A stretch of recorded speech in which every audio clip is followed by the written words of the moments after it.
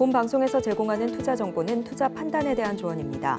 방송에서 제공하는 주식의 가치, 가격 상승 및 하락에 대해서는 방송사에서 보장하지 않습니다. 틈새에서 기회를 만들 수 있는 투자시장, 위기를 기회로 아는 만큼 보인다. 주식을 제대로 배워볼 수 있는 13시 투자스쿨 장학생 문다연입니다. 저희 13시 투자스쿨에서는요, 김선규 1타 강사님만의 전략적인 노하우를 통해서 투자에 대해서 A부터 Z까지 배워보실 수 있으니까요, 끝까지 함께 해주시길 바라겠습니다. 저희가 방송 중에 드리는 정보는 전문가님의 조언일 뿐입니다. 참고만 하시길 바라겠고요. 서울경제TV 자본시장법 준수하고 있습니다. 모든 불법사항들 엄중히 금하고 있고요. 저희가 사칭하는 피해가 늘고 있다라고 합니다. 서울경제TV와 서울경제신문의 사칭한 피해도 유의하시길 바라겠습니다. 저희 방송 실시간으로 소통이 가능하십니다. 유튜브 검색창에 서울경제TV 검색하시고 실시간 방송 보시면서 소통 참여도 많은 관심 부탁드리겠습니다. 저희의 간판 얼굴이시죠? 김선규 전문가님 바로 인사드려 보겠습니다. 전문가님 인사드릴게요. 어서 오세요. 안녕하세요. 안전하고 확실한 수익의 김성규입니다. 네, 지금 현재 오늘은 5월 1일이죠. 휴장입니다. 자, 그렇기 때문에 오늘은 시황이라든가 여러 가지 복잡한 이야기보다는 여러분들이 좀 더 알아야 되는 정말로 중요한 것들, 그리고 여러분들이 앞으로 이제 시장을 바라볼 때 단순하게 기술적 아니면은 기본적 분석 이런 것들뿐만이 아니라 좀 더 지켜봐야 할 것들을 중심으로 해서 오늘은 이야기를 진행해 보도록 하겠습니다.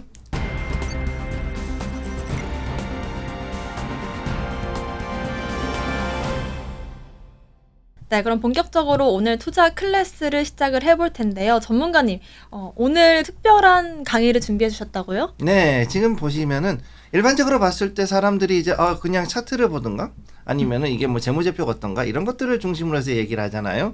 그런데 이런 것들을 이외에도 사실은 보면은 우리가 생각하는 것 이상으로 우리는 주식시장에서 봐야 될, 체크해야 될 요소들이 너무나 많고, 사실은 이것들을 간과했기 때문에 오히려 우리가 봤을 때, 보았을 때는 분명히 수익을 낼 수 있는 그런 차트이거나 아니면은 이런 재무제표라면은 충분히 우리가 봤을 때, 이 회사는 충분히 성장할 것이다 라고 봤는데도 불구하고 갑자기 회사의 그 주가가 갑자기 곤두박질을 치거나 심지어는 상장 폐지까지 당하는 그런 일들이 있잖아요. 자, 그러면 그런 것들을 어떻게 피할 수 있을 것인가, 이런 것들을 중심으로 해서 한번 이야기를 진행해 보도록 하겠습니다. 네, 오늘은 이슈를 어떻게 봐야 되고 그 안에서 테마는 또 어떻게 선정을 하는지, 여러분들께서 투자를 하실 때 기본이 되는 사항들에 대해서 오늘 근로자의 날을 맞이해서 특집 방송 진행해 보도록 하겠습니다. 전문가님의 비법 강의 바로 한번 들어볼까요? 김성규의 머니스쿨 첫 번째로 들어갑니다. 자, 그러면 우리의 머니스쿨에서는 이슈에서 테마까지, 자, 이런 얘기들이 가장 중요하죠. 자, 우리가 봤을 때 이슈에서 테마를 어떻게 선별할 것인가, 이거에 대해서 많은 사람들이 이야기를 합니다. 자, 이슈는 어떤 것이 있는가? 테마는 무엇이 있는가? 그러면 이 테마는 어떤 재료를 가지고서 움직이는가? 이런 걸 가지고서 주가는 움직인다라고 보통 이야기를 하고 있어요. 실제로 그런 부분들이 많이 사용이 되고 있고, 또 이것을 통해서 수익을 내시는 많은 전문가님들 혹은 개인 투자자님들이 많이 계십니다. 자, 그런데 여기에서 중요한 거, 가끔씩 이게 100% 맞으면 좋지만 그렇지 않은 경우도 있다는 것이 가장 큰 문제가 되는 것이죠. 자, 그러면 여기에 대해서 제가 늘 말씀드리는 2시그마 유니버셜 트레이딩, 즉 95%까지 확률을 땡겨 올리기 위해서 우리는 무엇을 봐야 하는가, 여기에 대한 이야기를 지금부터 한번 진행을 해 보도록 하겠습니다. 자, 그러면 이슈에서 테마를 어떻게 선별할 것인가, 이런 것들에 대한 이야기죠. 지금부터 시작합니다. 자, 첫 번째, 여기에 보시면은 제가 봤을 때 늘 말씀드리죠. 이슈를 먼저 분석하고 그 다음에 거기에 맞춰서 테마를 선정하는 이런 얘기가 나왔었어요. 자, 그러면 여기에 나와 있는 이 슬라이드 보시면, 먼저 저는 일단 기사에서 먼저 재료를 찾습니다. 이 회사에서 아니면 이 기사에서 여기에서 과연 어떠한 이야기들이 나오는가, 여기에서 이 기사에서는 이 종목에 대해서 혹은 이 회사에 대해서 과연 어떠한 좋은 이야기가 있기 때문에 이것을 내놓았는가, 혹은 나쁜 소식이 있기 때문에 내놓았는가, 이것을 먼저 봐야 한다라는 것이죠.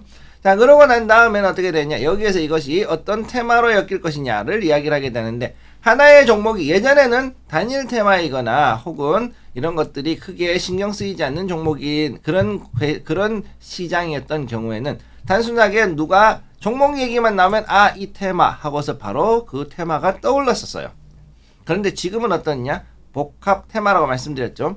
하나의 종목이 두 개 혹은 그 이상의 테마들에 엮여 있는 경우들이 굉장히 많습니다. 특히나 우리가 그동안 해가지고선 들어가는 여러 가지 변동성이 심한 종목이나 급등주 혹은 여러 가지 그 이른바 세력주라 부르는, 물론 그런 게 있는 건지는 저는 잘 모르겠습니다만은 아무튼 그런 이야기들을 하는 종목들을 볼 것 같으면 대부분의 경우 이제는 하나의 그 테마라기보다는 2개, 3개 이상의 테마가 엮여 있는 복합 테마로 가 있는 경우가 너무 많아요.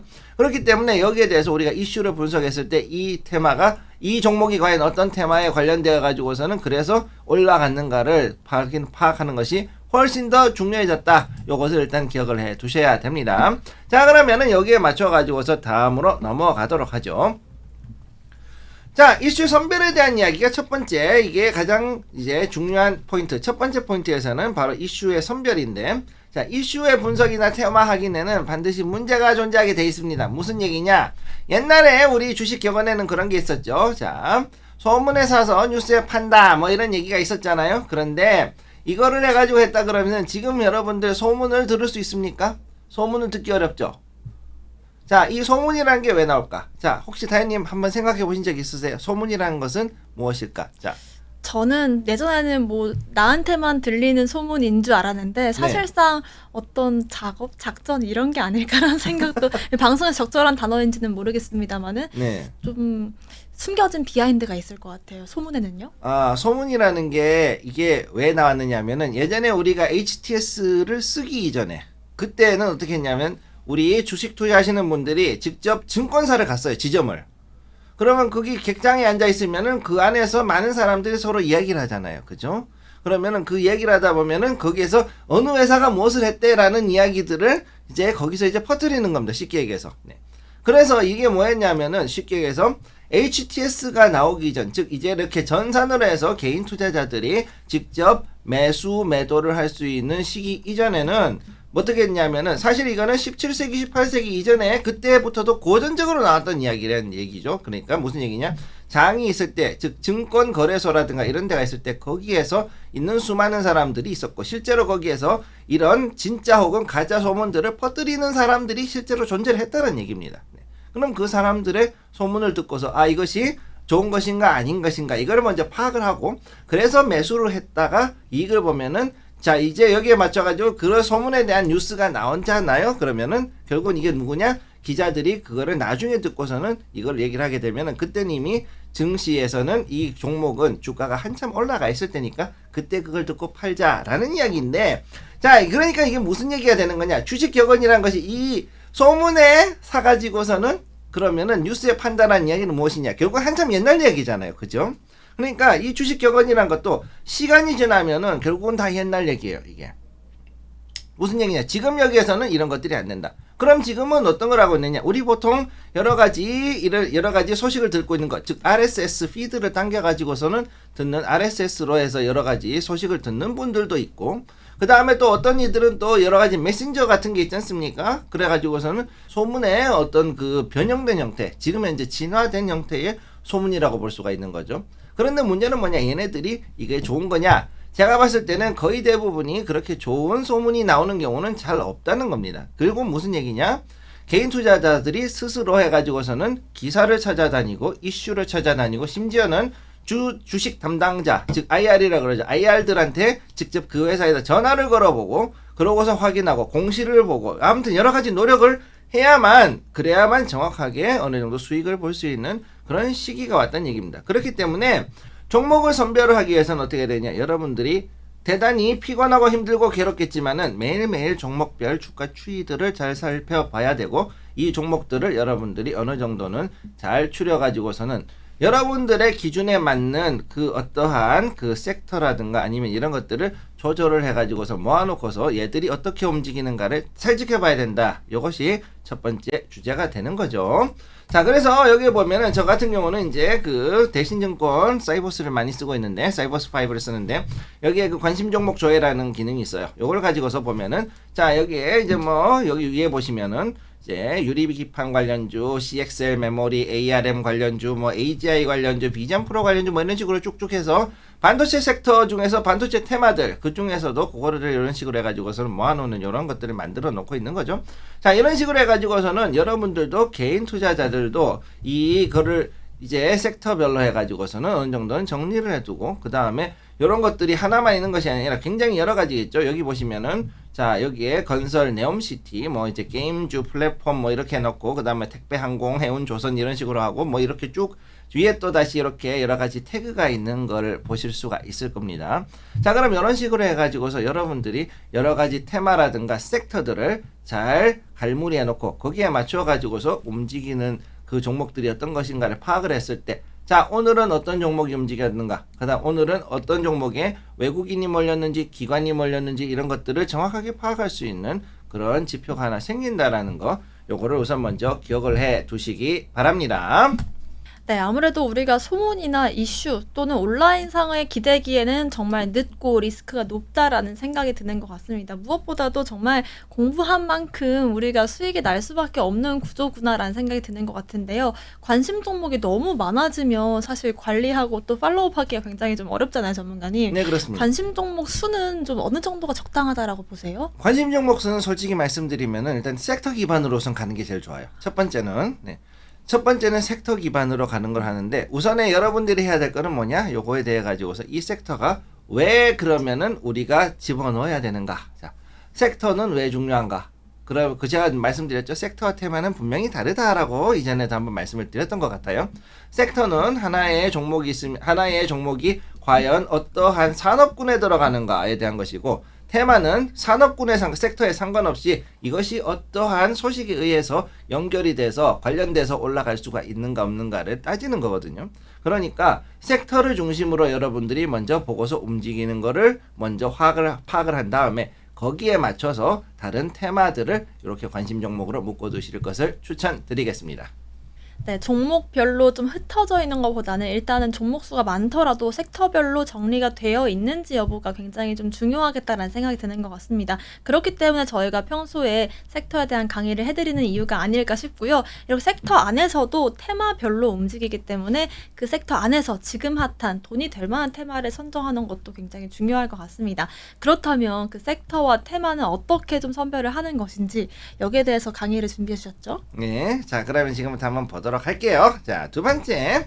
자, 오늘은 종목 선정에 대한 이것들 중에서, 자, 그럼 개인 투자자들이 지금까지 해가지고선 이런 옛날에 나왔던 격언을 가지고 하기에는 이제는 시대도 너무 변해버렸고, 그 다음에 지금 너무나 격변하는 이 시장에 개인 투자자들이 지금 시작해가지고 들어가기에는 너무 대응이 힘들다. 그랬을 때는 여기에 대해서 결국은 종목 선별을 위해서는 그래도 어느 정도는 기준을 가지고 있어야만 갈 수가 있다는 거죠. 자, 그러면 지금부터 여기에 대한 이야기들을 진행을 해볼게요. 자, 여기 슬라이드 첫 번째 보시면은, 자, 개인 투자자의 종목 선별을 위한 기준 그랬을 때 보통 일반적으로 저는 탑다운 방식하고 바텀업, 즉 밑에서부터 올라오는 방식, 이렇게 두 가지를 보고 있습니다. 자, 탑다운 방식이란 건 뭐냐면은 거시적인 방식, 즉 글로벌에서부터 국내 증시, 국내에서 종목에 대한 섹터 중에서 그 다음에 어떤 부분에 대해서 하부 섹터나 그 다음에 관련되어 있는 테마, 이런 식으로 해서 밑으로 자꾸 쪼개져 내려가는 방식으로 해서 가는 것들을 이제 탑다운 방식이라고 하고,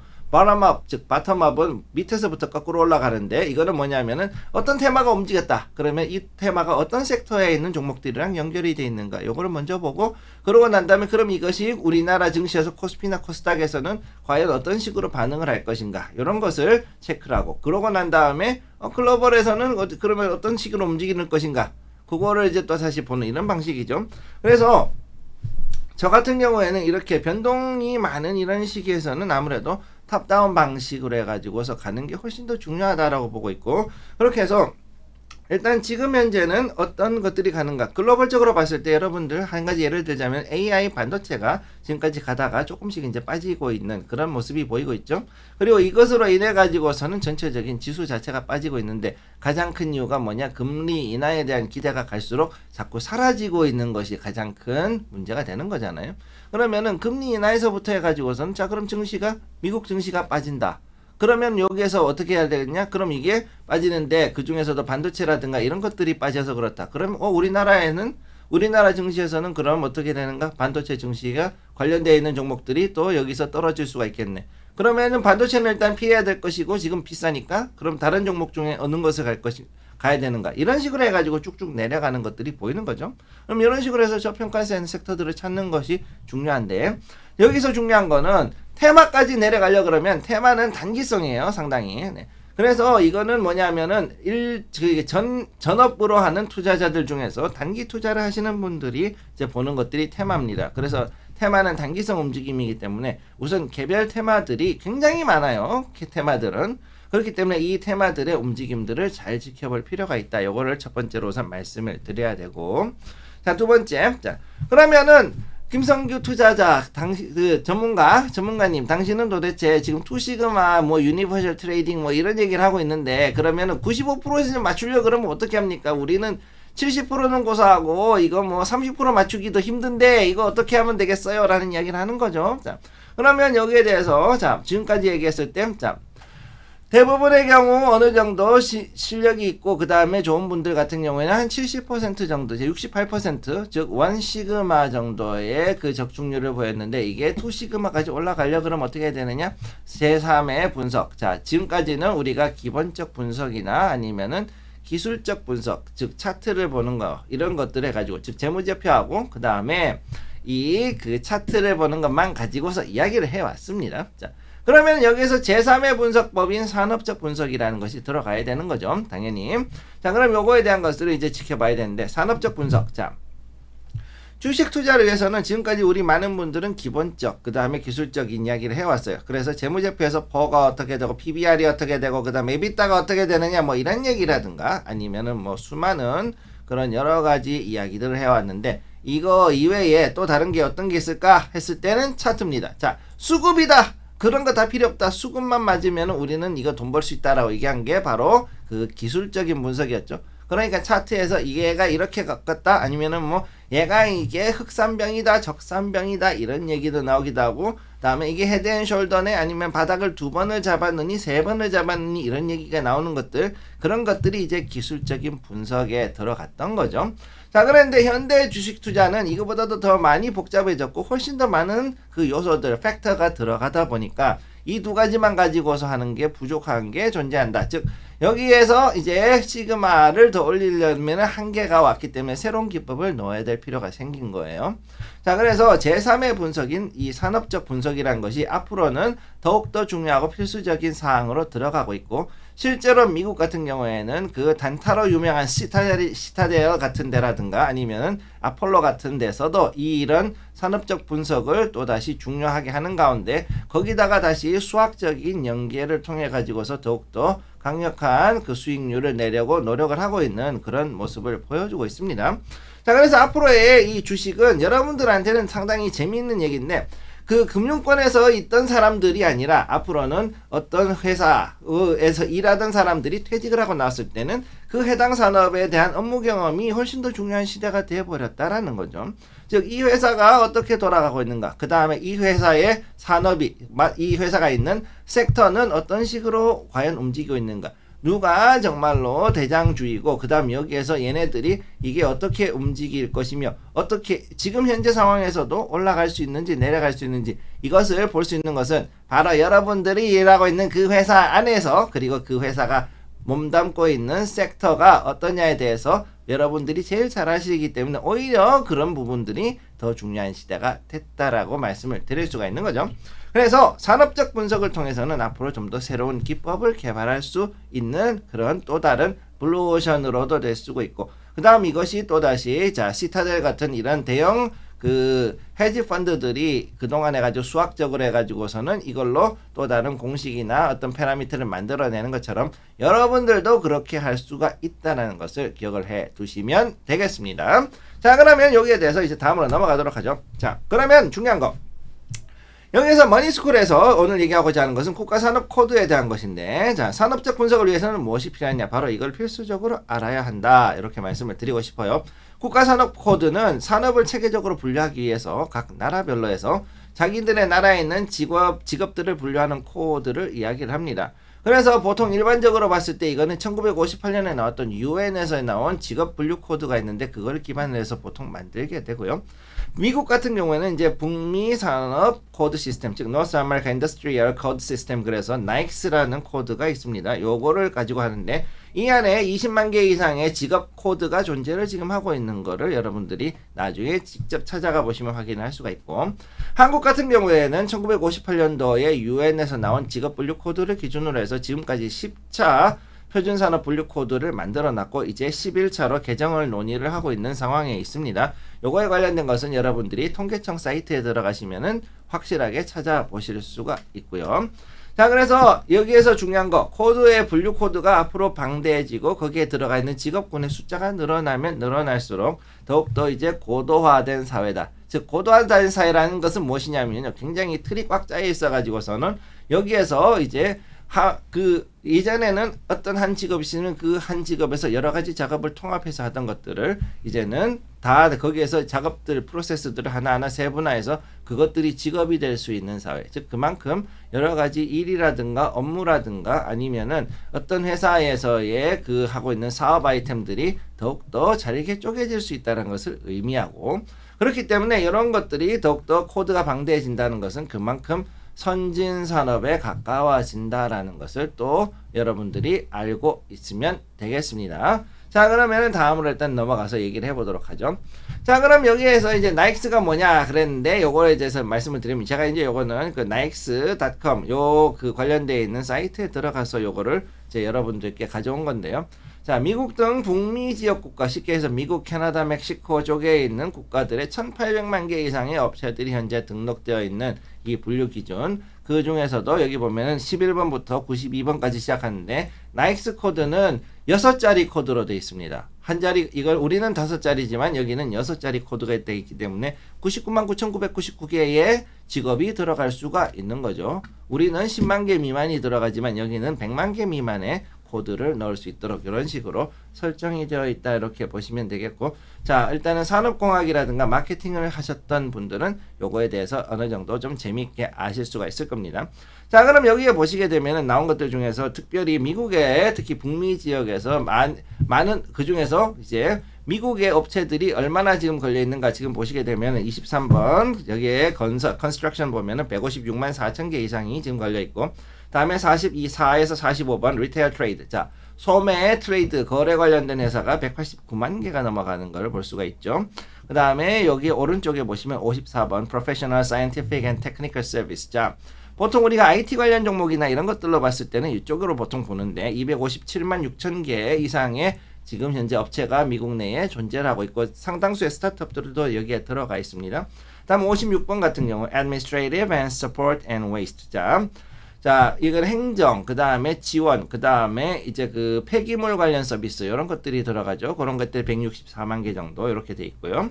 그 다음 밑에 62번 보시면은 Healthcare and Social Assistance. 자, 그래서 이 헬스케어나 바이오 관련된 것들, 그 다음에 요양 관련 시스템들이 의외로 여기도 170만 개, 2만 개 이상이 지금 현재 있는 걸 볼 수가 있습니다. 그 다음에 기타 81번 보시면 기타 서비스인데 여기에 이제 198만 6천 개, 거의 200만 개 되는 게 기타에 들어가 있는 걸, 이런 걸 볼 수가 있고요. 자, 그렇기 때문에 요 내용들을 딱 보셨을 때 여러분들의 느낌이 어떠셨을지 모르지만, 자, 미국이라는 나라가 그리고 이제 그 북미 지역에서 이렇게 해가지고 코드를 가지고 굉장히 세분화되어 있는 그 직업군을 만들었을 때 거기에 대해서 상당히 많은 업체들이 여기에 존재하고 있구나라는 것을 아실 수가 있는 거죠. 자, 그럼 다음으로 일단 한번 보면 우리나라 같은 경우는 그러면 제10차 개정 한국표준산업 분류 같은 경우 여기서 보시면은 자, 중분류, 대부, 소분류, 세분류 이렇게 해가지고 해놨지만 세세 분류까지 4개 단계로 갈라놨습니다. 자, 그러면은 여기에서는 이제 업체 숫자는 나오지 않았지만은 분류 코드라든가 분류로 봤을 때는 자, 세세 분류까지 봤을 때 지금 1196개의 그런 세세 분류까지 나와 가지고서 10차에서는 그렇게 지금 분류가 되어 있는 걸 보실 수가 있는 거죠. 자, 그래서 여기에서 나온 것들로 봤을 때 자, 중요한 거는 뭐냐면은 이 국가산업 코드를 여러분들이 왜 봐야 되느냐라는 것들을 이제 질문을 하시게 될 거예요. 자, 그러면 이것에 대한 것은 이제는 우리나라에서도 어떤 종목의 회사들이 어떤 일을 해가지고 돈을 버느냐를 알아야, 그래야 이것이 뉴스가 나왔을 때 이게 어떤 섹터구나라는 걸 여러분들이 찾아가지고서 들어갈 수가 있게 되는 거죠. 자, 그러니까 소문이나 뉴스나 이런 것들을 찾고 아니면은 공시를 보고 여러 가지 노력을 하시는 분들 중에서 나왔는데 이게 정말 내 종목에 맞는 것인지 아닌지를 커버하기 어렵다. 그럴 때는 일단 여러분들이 첫 번째 이 회사가 가지고 있는 산업 코드나 아니면 이 회사가 과연 어떤 일을 하는지 그런 것들을 정확하게 파악하기 위해서 여러분들이 이 부분들을 알고 들어가시면 되겠습니다. 단 중요한 거, 이것은 그 국세청에서 나와 있는 조세 관련되어 있는 조세 기반하고는 완전히 다른 거기 때문에, 그러니까 이게 조세 기반하고 똑같이 생각하시면 절대 안 되고요. 대신에 이거는 산업이 이렇게 돼 있다라는 것을 구성되어 있는 거니까 요거를 기반으로 해서 섹터가 어떻게 구성되는가, 즉 여러분들이 섹터를 이렇게 정리할 때 많은 도움이 될 수 있는 그런 방법이란 것을 아시면 되겠습니다. 네, 그간에는 기술적인 분석이라든지 기본적인 분석, 이 두 가지 툴을 가지고 우리가 종목들을 좀 바라봤었는데, 산업적인 분석이 특히나 지금 같은 장세에서는 굉장히 중요하겠구나, 앞으로도 굉장히 유용하게 쓰일 것 같습니다. 다만 이제 그 산업에 대해서 공부를 하면 종목이랑 연결시키는 게 또 하나의 관건일 텐데요, 전문가님. 우리가 가지고 있는 종목들이 어느 섹터에 있는지, 혹은 이 섹터에 어떤 종목들이 있는지, 이런 것들을 좀 잘 매칭할 수 있는 방법들이 있을까요? 일단은 첫 번째는 증권사에 있는 그 HTS를 보시면은 그 안에서도 섹터별로 해가지고서는 묶어놓은 그런 것들이 있어요. 그러니까 그런 것들을 우선 중심으로 해서 보시는 것도 괜찮고, 그 다음에 테마를 가지고 보는 것보다는 섹터를 먼저 중심으로 보라고 말씀을 드린 것이, 이 섹터에는 이런 종목들이 이렇게 연결이 되어 있다라는 것을 먼저 추려놓고 난 다음에, 그 다음에 이게 약간 아웃데이티드, 쉽게 얘기해서 약간 좀 시대에 뒤떨어진 그런 분리일 수가 있기 때문에 그 다음에 어느 정도 모아놓고 나서 그 다음에 거기서 나누는 것이 훨씬 더 쉽지, 괜히 하나하나 쳐가지고 넣으려 그러면 굉장히 어렵습니다. 그러니까 이런 부분들을 여러분들이 기억을 해두시고 그 섹터별로 해가지고서는 이제 관심 종목들을 이렇게 분류해 놓는 것을 추천을 드리겠습니다. 전문가님께서도 매일같이 섹터에 대한 강의를 해주고 계시니까요. 저희 방송도 함께 참고를 해보시면 좋을 것 같습니다. 저희는 본격적인 전략 클래스 시간으로 넘어가 보겠습니다.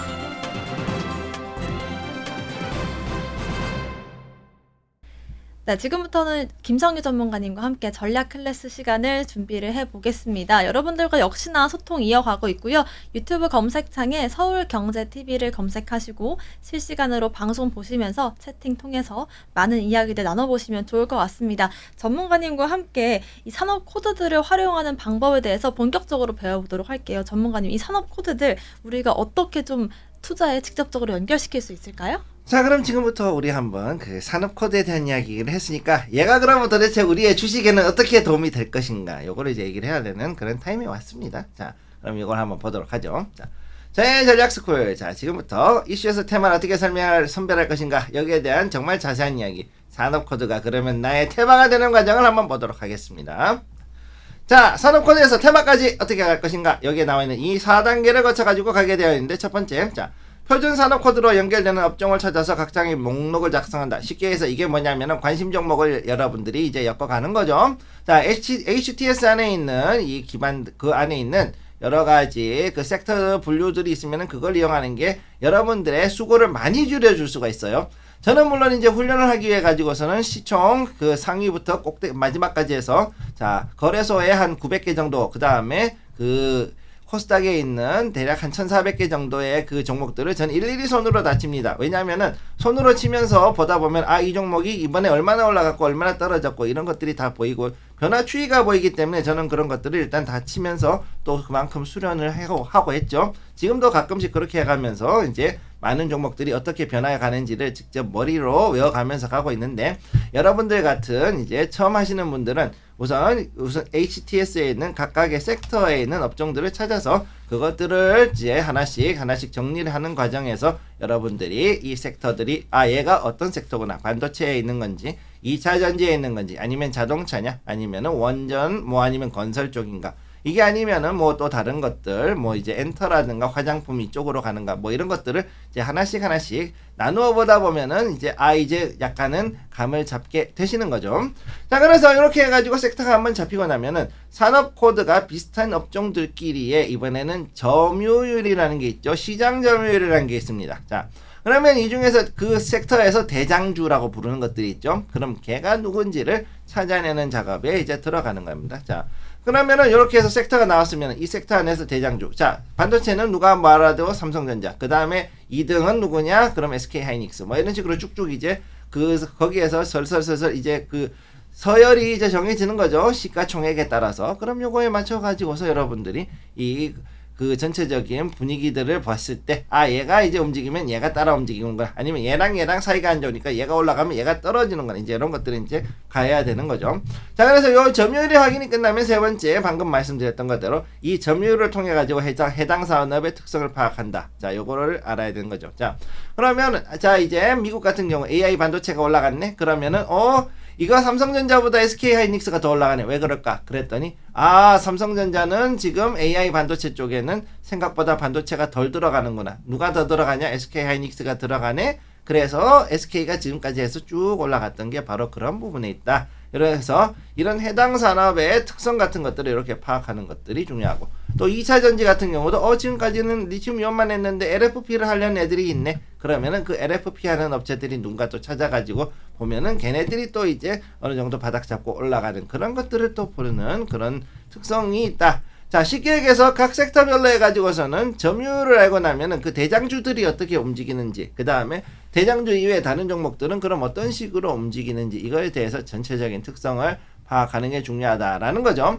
그러면 최소 상위 점유율 3위에서 5위 안에 있는 이 종목들이 어떻게 움직이는가를 보시는 것이 굉장히 중요한 이슈다. 이렇게 보시면 되고, 그럼 여기에 맞춰 가지고서는 이제 산업의 주도주를 파악한다. 네 번째, 바로 산업 주도주가, 그러면 여기에서 그러면은 얘는 거의 이 섹터는 거의 독점 섹터이기 때문에 이 종목 하나만 보면은 돼. 이런 것들이 존재할 수도 있고, 아니면은, 여기는 보통 한 대여섯 개 회사들이 점유율이 비슷비슷하기 때문에 돌아가면서 가든가, 아니면 얘네들이 한꺼번에 올라가든가, 아니면 한꺼번에 내려가든가, 이런 특성이 있다. 아니면은, 이거는 지금 보니까는 여기에서 한 3개 정도는 거의 한 70% 먹고 있고, 나머지 종목들은 20-30% 밖엔 점유율이 없네? 이러면 큰 애들 셋이만 움직이는 걸 봐야 되는데 얘네가 다 따라오네? 이런 특성들을 정확히 확인하고 난 다음에, 그 다음에 어떻게 했냐? 기본적 분석, 쉽게 얘기해서 이 종목들 중에서 대장주들을 중심으로 해서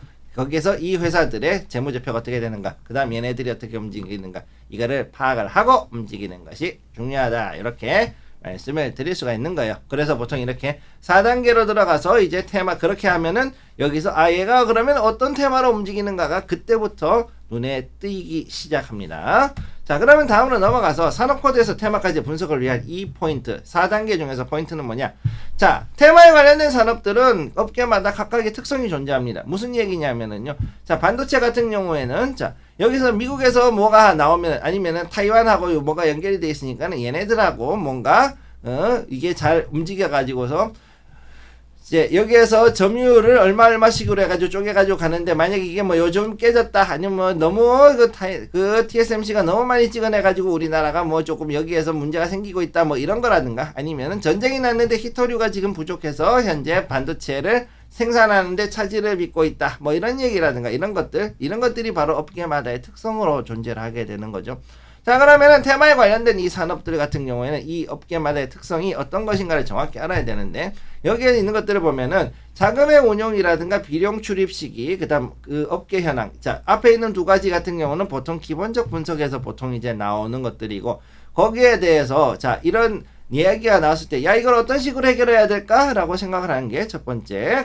이거를 봐야 되는 거. 그 다음 기술적인 분석은 어떻게 되냐? 그냥 차트가 나와 있기 때문에 차트의 움직임을 보시고, 자, 여기에서 이게 그러면은 그동안 재무는 이렇게 됐었는데 기술적으로 봤을 때는 어떻게 되는가? 요걸 알아야 되는 거. 세 번째, 업계 현황. 이게 바로 산업적 특성인데 아까 나왔던 점유율과 관련돼 있는 것. 그리고 거기에 따라 가지고서는 여기에서 업체들이 이렇게 해 가지고서는 다 똑같이 가느냐, 반대로 가느냐, 하나만 가느냐, 아니면은 두 개, 세 개씩 이래가지고선 짝을 지어가지고서 움직이느냐, 이런 것들에 대한 업계 현황들의 다양한 특성을 여러분들이 파악을 해야 된다는 거죠. 이걸 파악할, 결국은 무슨 얘기냐면, 산업적 분석에서는 여러분들이 그 산업, 즉 섹터의 특성을 찾아내는 것이 바로 리스크 제거의 주요 포인트가 되는 것이고, 따라서 이 산업적 분석을 할 때 그 산업 특성을 제대로 알아내지 못했다. 그러면은 여러분들이 분명히 올라갈 차트고 분명히 올라갈 수 있는 모멘텀인데 갑자기 주가가 빠지는 그런 상황이었을 때 굉장히 당황하게 된다라는 것을 여러분들이 기억을 해 두시면 되겠습니다. 자, 다음으로 보도록 하죠. 자, 그럼 여기에서 그러면 우리가 산업 코드에서 테마까지에 대한 이야기를 지금까지 했는데 이거를 왜 하느냐가 가장 중요한 거 아니겠어요? 왜 하느냐?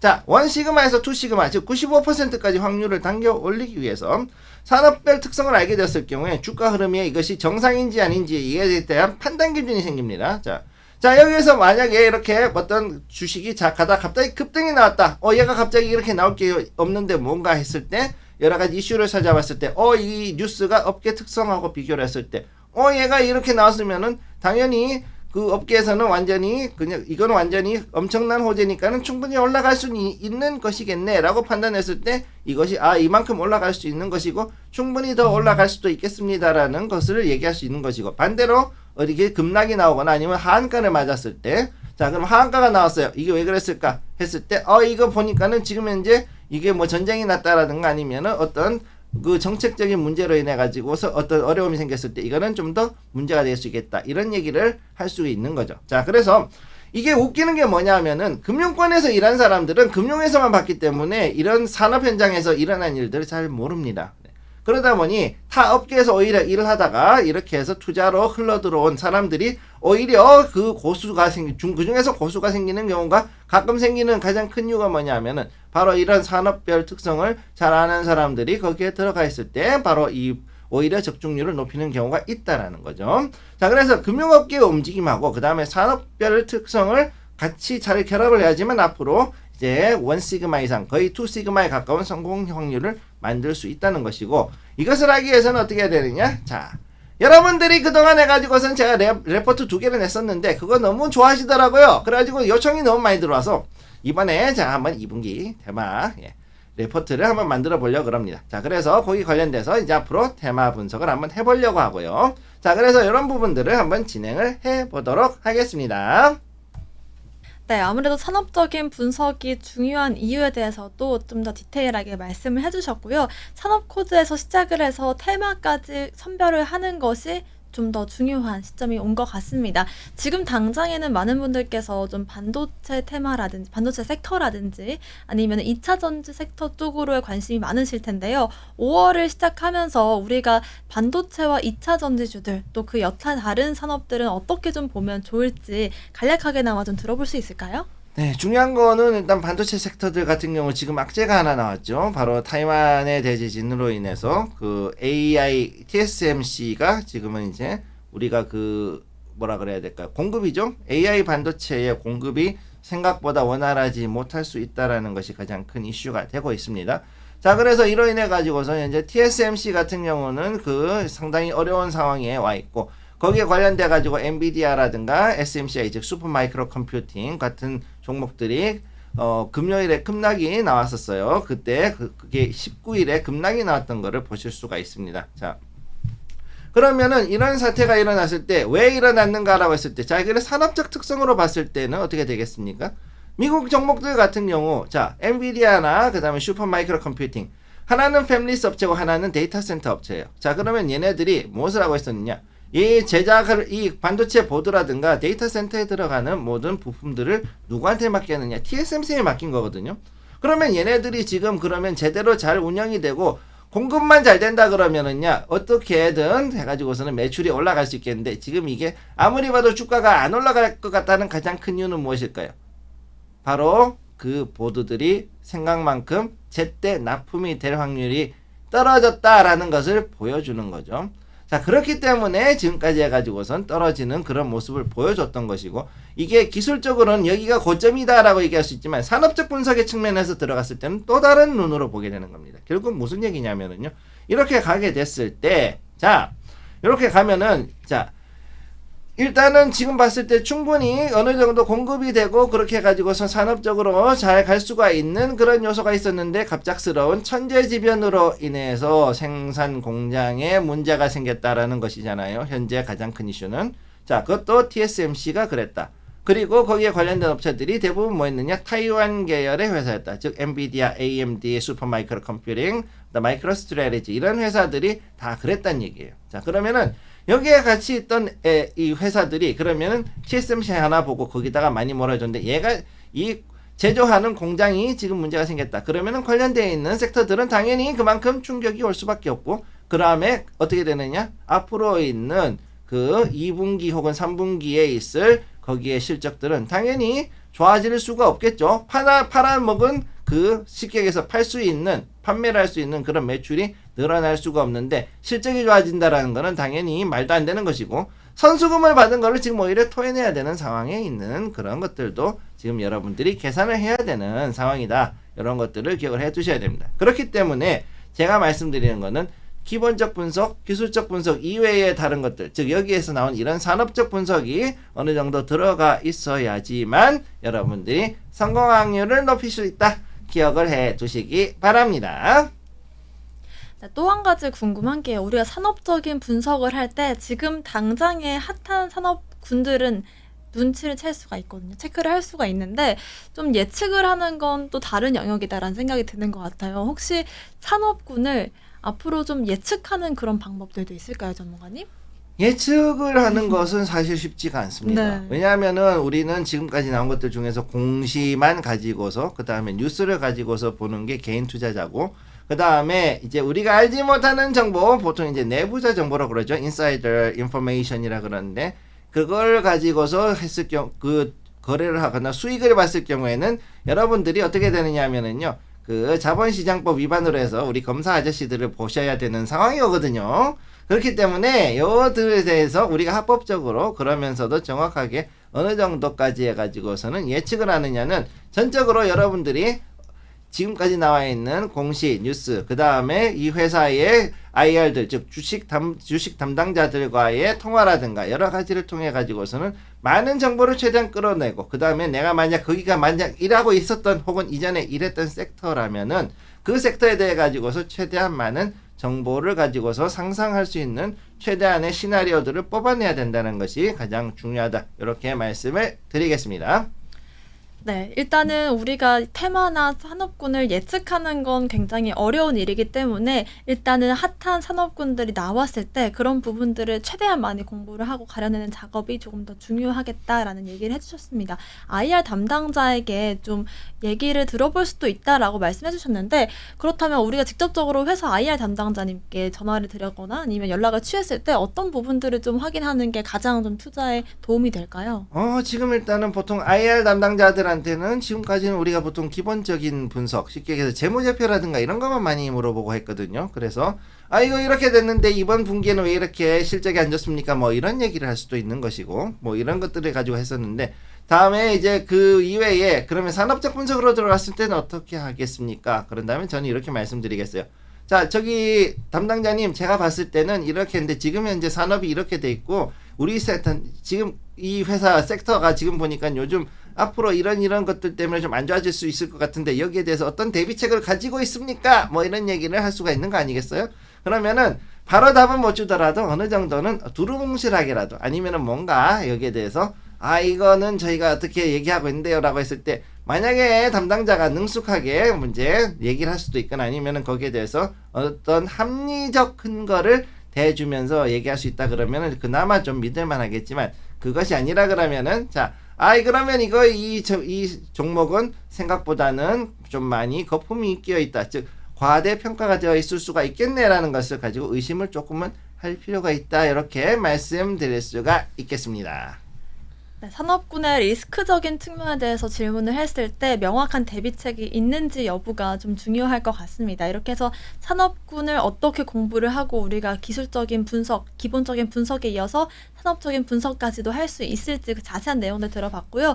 저희가 이렇게 산업군 안에서도 매일같이 이슈들이 나오고 있지만 그 분기별로 전반을 아우를 수 있는 그런 자료들도 준비를 하고 있습니다. 저희가 1분기에는 반도체와 AI 섹터 그리고 2차 전지 전기차 관련된 섹터들에 대해서 분석 자료집을 여러분들께 제공을 해드렸었는데 2분기는 어떻게 좀 받아볼 수가 없겠냐라고 원성이 또 성원이 좀 자자해가지고 전문가님께서 좀 심혈을 기울여서 만들어주셨잖아요. 2분기 테마 섹터 자료집들은 어떤 내용이 좀 녹아져 있을까요? 자, 일단 중요한 거 아주 정말 너무너무 성원을 많이 해주셔가지고 제가 지금 아주 어쩔 수 없이 계속해가지고 만들게 됐는데 예, 이게 자 요거 일단 한번 보죠. 산업코드에서 테마까지 여기에서 이제 보시면은 이 제가 리포트를 만드는 과정 중에서 특히 중요한 게 뭐냐면요. 이제 복합 테마예요. 복합 테마. 자, 산업 코드를 활용해 가지고서는 이제 봤는데 우리가 보통 보면은 미국 같은 경우도 그렇고 우리나라도 그렇고 하나의 회사가 그 코드 하나만 받는 경우는 없습니다. 대부분이 2개 이상 혹은 3개에서 4개까지 혹은 그 이상으로도 받을 수가 있는데 그 미국 같은 경우는 최대 6개까지 들어가고요. 우리나라도 꽤 많이 들어가는 걸 알고 있어요. 자, 그러면 이 산업 코드를 활용해 가지고서는 봤을 때는 하나의 테마가 아니라 여러 가지 복합 테마로 걸릴 수 있는 것들이 있다는 것을 여러분들이 꼭 보셔야 되고 그 다음에 또 이 산업 코드 부분뿐만 아니라 앞으로 봤을 때는 사업자 등록증에 나와 있는 것들 중에서도 또 과연 이게 어떤 신사업이 들어갈 것인가 아니면은 공시에서 자 우리가 이 사회에서 이번에 어떤 사업 종목을 추가하기로 했습니다 라는 이런 얘기가 나왔을 때 그것이 어떤 영향을 줄 수 있는가 그것들을 잘 지켜보고 그러고서 들어가실 것을 권해드려야 되는 거죠. 자 그렇기 때문에 그런 것들을 이제 여러분들이 직접 하기에는 너무 품도 많이 들고 머리도 아프고 힘들고 그러니까 제가 다시 해가지고서 자 여러분들 아무튼 그 빨간책 파란책 해가지고서는 1분기에 복합 테마 관련되는 리포트를 드렸는데 너무 좋아하셔가지고요. 또 안 나오느냐라는 그런 얘기를 너무 많이 들었어요 사실. 그래서 이제 결국은 어떻게 됐냐 이렇게 자 2분기에 자 이번에 다시 또 이번에는 AI와 반도체 이렇게 해가지고 플랫폼은 빠졌습니다만 AI와 반도체 테마를 해서 자 2분기 테마 정복집을 이번에 한번 만들어 봤습니다. 자 우선 이렇게 해가지고서 여러분들께서 많은 관심을 가져주시면 좋을 것 같고요. 그리고 여기에서 이런 것들을 보면서 제가 지금까지 말씀드렸던 2시그마 유니버셜 트레이딩에 대한 것들 자 지금까지 굉장히 많은 이야기들을 해드렸어요. 자 그러면 거기에 맞춰가지고 여러분들이 과연 어떤 식으로 여러분들 자신의 리포트를 만들 수 있는가 이게 더 중요한 거 아니겠습니까? 자 그럼 이렇게 했을 때 여러분들은 여러분이 좋아하는 아니면 내가 정말로 수익을 많이 내고 이것을 통해 가지고서 어떤 식으로 정말로 투자의 기준을 가지고 그 다음에 내가 세상에 그리고 경제가 돌아가는 그 원칙을 알고 원리를 알고서 과연 어떤 식으로 투자를 해서 성공을 할 수 있을 것인가 이거를 지켜봐야 되는 거죠. 자 그렇기 때문에 이번 2분기에 나오는 AI와 반도체 복합 테마로 나와 있는 이 2분기 리포트를 통해 가지고서 여러분들이 좀 더 많은 어떠한 그 클루 쉽게 얘기해가지고서는 여러분들의 이 주식시장 투자에 대한 단서를 가지고 그리고 여기에 나오는 것들을 통해 가지고서 여러분들이 좀 더 성공적인 투자를 하실 수 있도록 그렇게 되기를 기원하고요. 그리고 여기에 대해서 많은 관심을 가져주시기를 부탁드리겠습니다.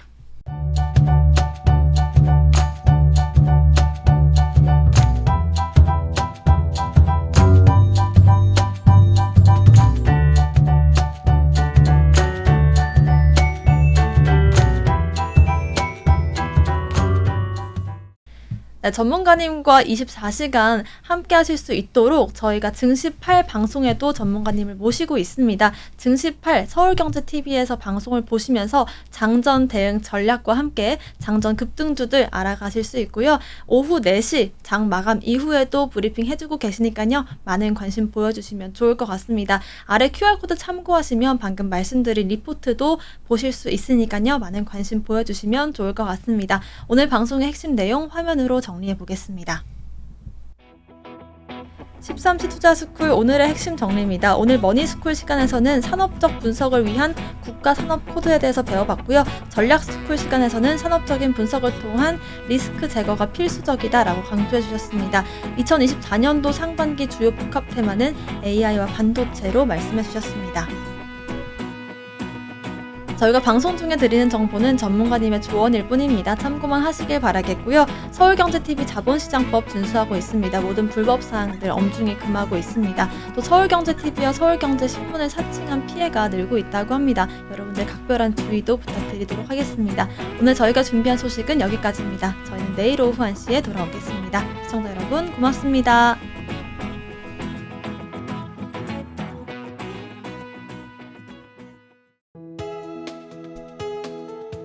본 방송에서 제공하는 투자 정보는 투자 판단에 대한 조언입니다. 방송에서 제공하는 주식의 가치, 가격 상승 및 하락에 대해서는 방송사에서 보장하지 않습니다.